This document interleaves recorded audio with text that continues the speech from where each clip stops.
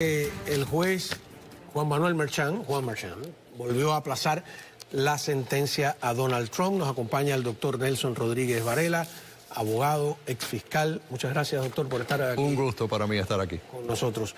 Usted lo había pronosticado también, ¿no? Que tenía una dificultad tremenda en sus manos este juez. Ahora, ¿qué significa técnicamente? ¿Hasta cuándo lo aplaza? ¿Qué va a hacer? Y la tiene, la dificultad la tiene. O sea, esto es algo que creó el gobierno de Nueva York, el fiscal de Nueva York, acusando a un expresidente de los Estados Unidos. Y yo creo que los toma totalmente por sorpresa que haya vuelto a ganar las elecciones y que regrese, porque tienen un problema diferente. ¿Cómo tú sentencias a un presidente que está a punto de tomar función como presidente, ¿verdad? Después de que lo encuentren culpable en un juicio que realmente carece de todas las reglas evidenciarias que te puedas imaginar? Y ahora tiene un problema. No solamente lo tiene que sentenciar, sino que antes de hacer eso, y la sentencia sería prematura, tiene que primero lidiar con la moción para un nuevo juicio, porque interviene la Corte Suprema con su determinación con respecto a la inmunidad presidencial, y de ahí en adelante todos estos juicios criminales tienen que ser revisados para ver si la evidencia que se había presentado durante el transcurso de ese juicio es admisible basado en esa determinación de la Corte Suprema. Así que no solamente la sentencia es prematura, sino tiene que hacer ese análisis antes que nada. Obviamente en el contexto también de que va a haber una apelación y de que ahora en enero toma la presidencia de nuevo el acusado, el supuesto convicto en este caso. Porque el juez dijo, hay que entender, eso lo escribió, que son circunstancias especiales, fue algo así lo que dijo, distintas, diferentes. Bueno, son circunstancias únicas, no hay precedente para nada de lo que está ocurriendo en este momento con respecto a este caso o cualquiera de los casos criminales. ¿Funciona con precedentes? Bueno, funciona con precedentes o establece precedentes. Pero lo importante a considerar aquí es que tienes este caso, que es un caso estatal. No hay una conducta en términos del gobierno estatal de no acusar explícitamente a un presidente en función o que esté a punto de tomar una función presidencial, como existe en la Corte Federal con el Departamento de Justicia. Lo que quiere decir que ahora ellos se encuentran en un lugar nunca antes visto. Un estado, igual que lo está Georgia, un estado que tiene un proceso contra un presidente que va a tomar posesión en la presidencia y todavía quedan cosas por hacer. Quedan la potencial sentencia, la apelación, la idea de que los objetivos federales son más importantes que los objetivos estatales. Tú quieres un presidente que esté libre de cualquier restricción constitucional para efectuar esa transición. La transición de un presidente a otro es complicada. Tiene que estar ya en control de lo que está haciendo. Todos estos impedimentos que podría causar una sentencia o tener que ir a la corte o tener que ir a un juicio, aunque en el Estado no hay las mismas reglas que en el federal, constituye un problema muy grande constitucional para un presidente en función. A ver, hoy un oyente de la radio me hizo una pregunta que yo le voy a transmitir a usted, porque en cierto modo es simpática, ¿no? Estábamos hablando de esta decisión y me dice, pero ¿cuál de los juicios? Porque ahí hay tantos juicios que yo no sé bien de qué se le acusa en cada uno de ellos. Hay una cierta... El público está como atiborrado, es una palabra que se podría usar, colmado de tanta información. Este juicio específicamente, ¿cuál era? ¿De qué se le acusaba? ¿O de qué se le encontró culpable? ¿34 cargos de qué? Este es el juicio que tuvo que ver con el pago a la actriz porno Stormy Daniels, donde se alega que hubo una falsificación de documentos en violación de la ley en Nueva York con respecto a la manera en que se contabilizó ese pago a Stormy Daniels. Y por lo tanto le presentan ese cargo que conlleva una serie de cargos adicionales ancillarios al cargo principal, donde fue a juicio y un jurado en New York lo encuentran culpable. Un lugar donde obviamente no va a recibir un juicio justo. ¿Y ese juicio no debió ser civil en vez de criminal? Yo creo que ese juicio no debía de haber ocurrido. Eso es un juicio ensañado por el fiscal en el estado de Nueva York. Yo no he visto nunca algo así. A mí me parece que eso es igual que el juicio en Georgia, donde se le presentan cargos rebuscados basados en una interpretación de la ley RICO, que está utilizado típicamente es el de interferencia para encauzar. No, el de la interferencia es un caso federal. El de Georgia también es de interferencia, pero es un caso RICO, es un caso estatal. Vamos a enumerarlo. Vamos a enumerarlo. Vamos a enumerarlo. El primer caso, no en el orden que aparecieron, es el de los papeles de Mar-a-Lago, ¿no? Exacto. ¿Ese es el de la interferencia? No, el de la interferencia hay uno que es el del 6 de enero, vamos a decir así. Ajá. Ese es un cargo federal con sede en Washington, donde está la fiscal Tanya Chutkan, que ha suspendido todas las fechas para el cumplimiento del proceso prejuicio. Y la idea de eso es que el discurso de él alentó que la gente se lanzara al Capitolio. Y la parte también de los electores, alegadamente los electores falsos, y la manipulación del vicepresidente, y todo lo que se hizo en el entorno de prevenir la certificación de los votos en esa sesión del Congreso que fue interrumpida por personas que entraron al Capitolio. Okay. Ese es el primero. Y claramente en ese caso el fiscal especial está en el proceso de determinar cómo va a eliminar ese caso, porque el presidente no puede ser encausado ni puede ser procesado mientras esté en función. La idea es, y lo que se espera, es que ese caso se desestime por parte de la Fiscalía, o francamente cuando tome posesión el presidente Trump pueda eliminar o votar al fiscal federal principal y al fiscal especial, nombrar otro fiscal general y eliminar la oficina del fiscal especial. Se acabaría el caso. Ok, el de los papeles de Mar-a-Lago, ¿qué va a pasar con eso? El de los papeles del Mar-a-Lago en este momento se encuentra en un estado de apelación, porque el gobierno está apelando el hecho de que la fiscal, de que el juez manipuló. Ella eliminó ese caso, lo votó, basado en el hecho de que la alegación que se está haciendo es que el fiscal especial fue nombrado de una manera ilegal, porque nombrar un oficial en capacidad de fiscal debería haber sido confirmado por el Senado. Y en este caso no fue confirmado por el Senado. Ella eliminó ese caso basado en la manera en que el fiscal especial fue seleccionado. Pero ese caso es interesante, porque ellos pueden quitar a Trump de ese indictment, como espero que suceda. Pero quedan dos acusados más y queda una decisión en el 11º circuito que va a ser muy importante que se determine, porque la decisión que el 11º circuito tiene que llevar a cabo es si o no fue nombrado el fiscal especial de una forma ilegal basada en las leyes. Mi estimación es que eso van a eliminar al presidente Trump de ese caso, pero van a seguir pidiéndole al 11º circuito que determine ese caso basado en la autoridad de haber seleccionado al fiscal especial de esa manera, y después realmente no sé lo que voy a hacer. Deberían eliminar todo el caso, pero la verdad es que ninguno de los dos otros coacusados gozan del mismo privilegio que goza un presidente en función de no ser procesado por el gobierno federal. Ahora, a nivel de percepción popular, lo que hay con ese caso de los papeles secretos, ¿no?, es...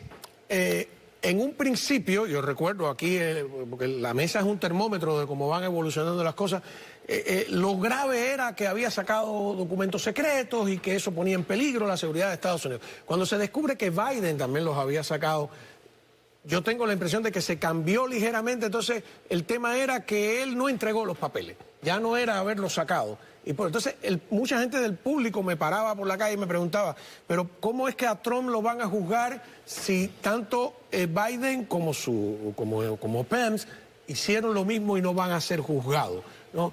¿Tú no crees que, a lo mejor legalmente tiene una explicación, pero a niveles de percepción popular era una duda razonable, ¿no? Y yo creo que la percepción popular es interesante, porque la gente que piensa así le pierde la confianza al sistema legal de los Estados Unidos. ¿Por qué el gobierno federal acusa a una persona de un crimen cuando otra persona similarmente situada bajo las mismas circunstancias no es acusado? Entonces se percibe que se está utilizando la institución del Departamento de Justicia para encausar al presidente Trump para eliminarlo de cierta forma como el principal adversario del presidente Biden en una elección. Entonces, por eso es que esas cosas suceden. Siempre que el gobierno federal ejerce su autoridad en encausar a una persona y a otra no, bajo circunstancias similares, siempre cabe el argumento de que por qué lo están haciendo. Y cuando tú haces ese argumento y tú ves quién realmente se beneficia, obviamente pensaban ellos, se beneficiaba el presidente para tratar de manipular a su fiscal para que acusara al presidente Trump para eliminarlo de contención. El pueblo obviamente rechazó eso. Eso no le salió bien. Me parece que fue demasiado. Y hay más confianza por parte del pueblo votante en un sistema legal que sea ecuánime para todos que en el uso desbalanceado de un sistema legal para buscar un beneficio político. ¿Qué otros juicios hay? Entonces, tienes el caso de Georgia. El caso de Georgia es un caso que tiene que ver con la manera en la cual, alegadamente, el expresidente Trump y el presidente electo Trump utilizó ciertos métodos para conseguir que el estado de Georgia desestimara el conteo de votos de la forma que lo estaba haciendo. Ahí es donde está la llamada Raffensperger, y hay toda una serie de factores, incluyendo varios de los abogados, donde el gobierno de Georgia está alegando que él cometió actos en conjunto, conspiracionales con otras personas para prevenir que la votación de Georgia fuera una votación legítima e influir a que se cambiaran los votos a favor del presidente Trump. El único problema que hay con eso es que el estado de Georgia utiliza el estatuto, que es el estatuto de racketeering, que típicamente se ha utilizado para desmantelar mafias, para desmantelar organizaciones delictivas. Y obviamente el presidente Trump en ese momento tiene el derecho de confiar en lo que le están diciendo sus abogados. Y inclusive muchos de los abogados se declararon culpables en ese caso, y ahora existe el problema de que la fiscal junto con el novio de ella han creado una situación de conflicto de intereses que está siendo entonces ahora revisada por la Corte de Apelaciones. Ese también requiere un análisis independiente basado en la admisibilidad de la evidencia en el contexto de la decisión de la Corte Suprema con respecto a la inmunidad presidencial. ¿Qué va a pasar con esos abogados y con los que se han declarado culpables? Eso es interesante, esos abogados ya se han declarado culpables, hay otras personas que se han declarado culpables, pero sí queda el hecho de que este es un presidente en función y va a seguir el caso. Pueden pasar varias cosas, pueden tratar de posponerlo, pueden eliminarlo, pueden eliminar el caso contra el presidente, o sea, quitar el presidente de ese cargo y procesar a todos los demás. Queda por verse qué es lo que va a hacer la Corte de Apelaciones con respecto a destituir a Fani Willis, que es la fiscal en Fulton County. Si la Corte ordena esa destitución por conflicto de intereses, entonces esa oficina sería también descalificada. Otra oficina de fiscales tendría que reanalizar el caso, y es imposible que en ese reanálisis pueda quedar el presidente Trump fuera. Obviamente ni va a estar dispuesto a presentarse, ni pueden lograr que se presente a contestar cargos criminales estatales mientras es presidente. Bueno, vamos a una pausa. En los segmentos anteriores discutíamos cuáles son las potestades del presidente en relación a la rama legislativa, que es la que escribe las leyes, ¿no? Recuerda, la rama legislativa escribe las leyes y la rama judicial las interpreta, ¿no? Y la pregunta que tenemos pendiente para el próximo segmento es: ¿qué potestades tiene el presidente sobre la rama judicial de gobierno? Ya volvemos. Continuamos conversando con el doctor Nelson Rodríguez Varela, abogado y exfiscal. Entonces, no sé si se sale de sus parámetros la pregunta, pero para defender la separación de poderes, que es, yo creo que clave en la democracia norteamericana, ¿qué poderes o qué potestades tiene el presidente sobre el sistema de justicia? ¿Qué puede hacer? ¿Quién puede nombrar? ¿Quién puede destituir? ¿Se puede eso ya lo sabemos de alguna manera? Sí. Está relativamente fuera de mi área. Sí. Tenías antes de mí a alguien que le podrías haber preguntado eso mejor, pero bueno, me lo estás preguntando a mí. El presidente es el líder del Ejecutivo. El Ejecutivo tiene una serie de instituciones. Y esas instituciones trabajan para el presidente de los Estados Unidos. Una de ellas es el Departamento de Justicia, donde él nombra al fiscal general, como de la misma forma que nombraron a Merrick Garland, él nombró a Barr y puede nombrar a otro ahora cuando él... Y ahí me disculpa si le interrumpa, que es una cosa que hemos discutido varias veces. No es una contradicción que se supone que el sistema de justicia es independiente y que el presidente pueda nominar, quitar, destituir al fiscal. En teoría sí lo es, pero lo que sucede es que nombra al fiscal, pero el fiscal tiene que ser confirmado por el Senado. No es que él nombre al que le da la gana y se acabó. Entonces, él tiene el control de quién va a nombrar. Entonces, el fiscal se establece. La idea es que el fiscal es autónomo y responde solamente a la ley y responde a los procesos del Departamento de Justicia. Es un administrador del Departamento de Justicia. Por eso, disculpe, cuando el presidente también nombra a los fiscales de los diferentes distritos. Y el presidente obviamente también nombra jueces federales que también son confirmados por el Senado. Nombra jueces de la Corte Suprema y esos jueces de la Corte Suprema también son confirmados por el Senado después de un proceso a través de los diferentes comités y el comité en particular que investiga y a los jueces una vez que esos jueces son nombrados por el presidente. Tiene potestades. Tiene un montón de potestad. Aunque el presidente no debe influir en las decisiones del fiscal general del Departamento de Justicia, quién debe ser encausado, quién no debe ser encausado, cómo deben llevar a cabo los encausamientos, de qué manera se tendría que presentar la evidencia en un juicio. Todo eso ya es parte del Departamento de Justicia, que tiene sus propias reglas para poder cumplir con su trabajo. Pero venimos de la sospecha de que la Fiscalía ha sido utilizada por el Ejecutivo precisamente para encausar a Trump. Y uno de los miedos es que Trump ahora vengativamente haga lo mismo. Bueno, yo esperaría que no, pero de la misma forma yo esperaría que, por ejemplo, el Congreso investigue si hubo abuso de poder en utilizar alguna institución para buscar un encausamiento o investigar al presidente Trump o alguna de las otras personas en el entorno del presidente Trump, si eso se hizo por motivaciones políticas.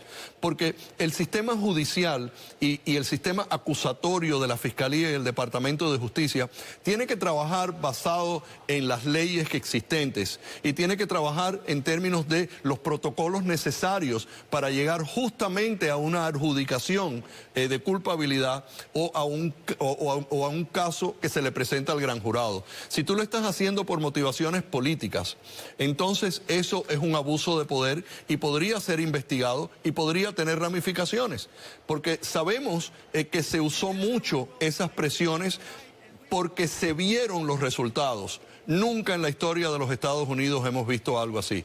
Yo creo que cabe la posibilidad de que pueda haber alguna investigación, pero realmente el presidente no conduce esas investigaciones, nombra a las personas que entonces actúan de forma independiente o se supone que actúen de forma independiente, pero obviamente el presidente tiene mucho poder sobre los jueces para nombrarlos, pero no después para ordenarles a que trabajen o hagan algo. A ver, entonces sería así, la policía o el FBI investiga, la Fiscalía acusa o encausa. La Fiscalía presenta la evidencia a un gran jurado y un gran jurado acusa. El pueblo decide.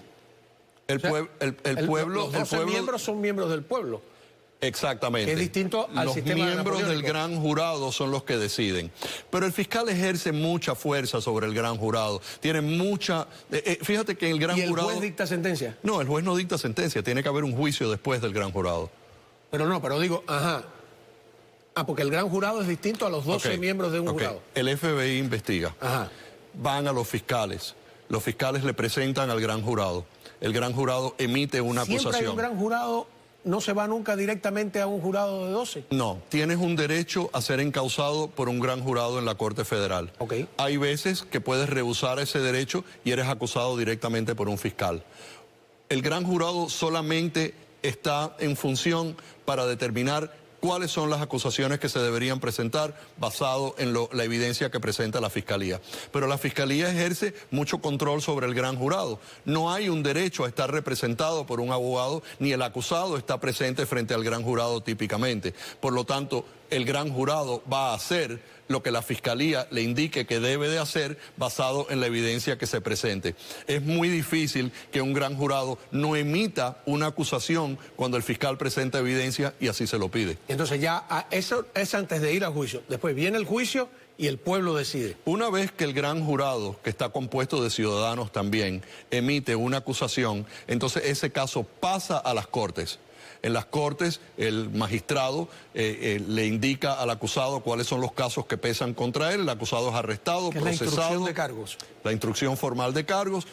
Hay un proceso en el cual la Fiscalía presenta sus pruebas a la defensa, se establece un juicio, se presentan las mociones y si el caso procede a juicio porque la persona no se declara culpable o el caso se resuelve de alguna otra forma, entonces va frente a un jurado. Ese jurado está compuesto por ciudadanos. O sea, hay pesos y contrapesos. Hay algo que sí sirve a favor del acusado, que es ser considerado por los miembros de un jurado de una forma ecuánime, de una forma imparcial. Pero el jurado, es decir, el pueblo, no dicta sentencia, solo dice si tú eres culpable o inocente, ¿no? Es correcto. El que dicta culpable o no culpable.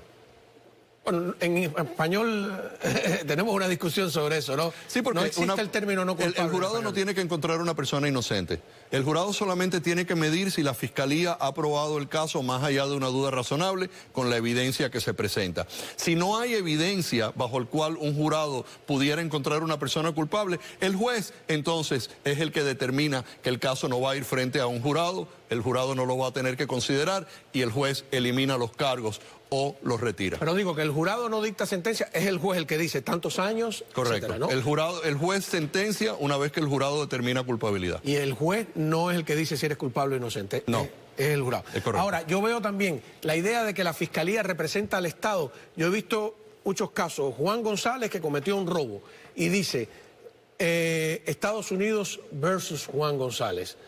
¿Es porque la Fiscalía es el gobierno? El gobierno, la Fiscalía representa al gobierno. El gobierno es del pueblo. Por lo tanto, los Estados Unidos, que es el pueblo, versus la persona que está siendo acusada. Oh. Pero eso es una ficción. Realmente el gobierno federal es representado por el fiscal. El fiscal emite estas acusaciones una vez que se le presenta a un gran jurado. El gran jurado hace las acusaciones, el fiscal lo procesa. Pero realmente los Estados Unidos son los fiscales en cualquier cargo criminal. ¿Eso es un cargo federal a nivel estatal y en las cortes locales es igual? En las cortes locales es similar. Las cortes locales no todos los casos tienen que ir frente a un gran jurado, solamente los casos más serios de asesinato en primer grado, etcétera, van frente a un gran jurado. No hay un derecho de ser acusado por un gran jurado en la mayoría de los casos estatales. Eso quiere decir que el fiscal se entrevista con los policías que hicieron el arresto o los fiscales dirigen una investigación junto con alguna unidad policial y después el fiscal es el que redacta y presenta el documento acusatorio que se le presenta a la corte y comienza el caso en la Corte Criminal. Su pronóstico entonces es que todos estos casos judiciales, o la mayoría, algunos sí, otros no, se desmoronan contra Trump. Yo creo que los dos casos federales se desmoronan contra Trump. Yo creo que los dos casos federales contra un presidente en función no tienen cabida basado en las propias reglas del Departamento de Justicia. Así que yo anticipo que antes que el presidente esté en función, la Fiscalía Federal tomará una decisión de retirar estas acusaciones contra el presidente, con el proviso de que el caso que tiene que ver con los documentos probablemente continúe en la Corte de Apelaciones sin estar el presidente Trump, porque quedan dos acusados y es importante para la Fiscalía que el 11º Circuito tome una decisión con respecto al nombramiento del fiscal especial, aunque la oficina del fiscal especial en este caso va a ser eliminada en el momento en el cual el presidente tome posesión ahora en enero. ¿Qué va a decir, qué va a determinar el juez, si se puede determinar, Juan Merchan, la próxima semana, creo que dijo? Yo creo que el juez Juan Merchan no va a sentenciar al presidente. él va a tener que tomar una decisión con respecto a si el juicio debe anularse y un nuevo juicio ser ordenado, y la Fiscalía del Estado de Georgia y la Fiscalía del Estado de New York van a tener que balancear los intereses estatales con los intereses de una presidencia sólida, los intereses nacionales basados en esta votación popular y la victoria abrumadora del presidente con ese mandato, y deberían de retirar los cargos. Y por último, ¿el presidente se puede autoperdonar? El presidente potencialmente sí se puede autoperdonar, pero yo no creo que llegue a eso. No. No. No va a tener necesidad. No, yo creo que eso se resuelve antes de que tome la presidencia, y yo creo que sería lo mejor para el país. Yo no creo que debemos de llegar a un punto en el cual el presidente Trump sea juramentado con cargos federales o estatales pendientes. Bueno, pues muchísimas gracias al doctor Nelson Rodríguez Varela. Su consulta, por cierto, está ahí en Leyún y la 11. Está... ya el café que te tenía listo está frío. Sí, ok, bueno, pasaré. Vamos a tener que hacer otro appointment. Mire, cuando...